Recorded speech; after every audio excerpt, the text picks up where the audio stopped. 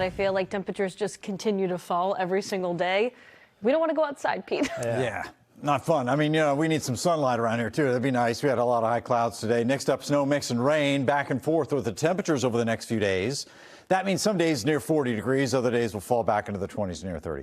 And another storm this weekend, too. So the Arctic air is very present and accounted for. It's been to our north for a good part of the winter, except maybe the first part of December. But, it's there, and it dips down and allows these weather systems to be mix or snow or some form of wintry weather.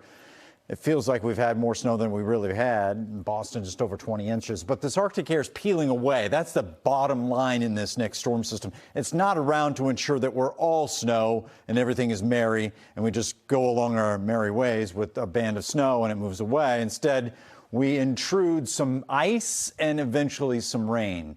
This weather system is back here that's going to hit us. But tonight, we do have a little bit of snow reaching out into the Vineyard and Nantucket. This is pretty interesting, right? It's not often that we have an exclusive batch of snow sitting over the islands or dipping into the Cape. It's here that we might pick up maybe a couple of inches of snow tops. Many of us picking up maybe a coating in East Falmouth and Mashpee, and even down through Cuttyhunk and back to Little Compton, Rhodey. And New Bedford might see a few flakes at best. Now, tomorrow, as we have this bigger event unfold, we'll start to see that come into Boston maybe in the early afternoon or late morning as some flakes. And even back through Worcester, we could see a few flurries. But the brunt of this will start setting in after 9 o'clock tomorrow night.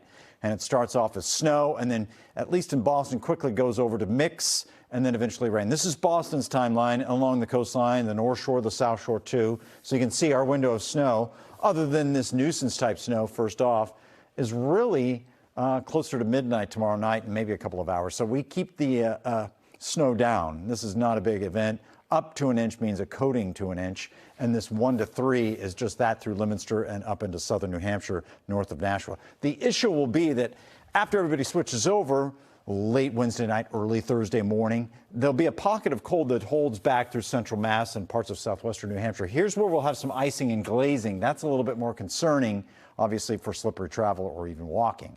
So Thursday's high, at least in the city, gets up to 45, but back to Worcester, we could be around freezing. There's a big change and a big disparity in the temperatures. Friday's high about 30 with gusty winds. Oh, you thought we'd come away without any of that, huh? Well, look at this, 35 to 40 miles an hour in those gusts on Friday. Then it comes down on Saturday to just a whisper. And that'd be nice, wouldn't it? But Saturday's another weather system entirely, and it wants to follow in the same path of this one in that it starts as snow and then goes over to mix and rain. However, there's a little bit more cold air in place, and I think we get a good slug of snow here Saturday night and into Sunday morning, maybe a couple of inches before we change it over. And oh, by the way, there's one more storm out there. It's in the 10-day forecast. We have to do this 10-day, and we have to go out. So there we go, in a Wednesday and Thursday of next week. But in the meantime, at least Valentine's Day is quiet. Yeah, snuggle up. It's about 30 degrees and windy. It'll feel like teens, though.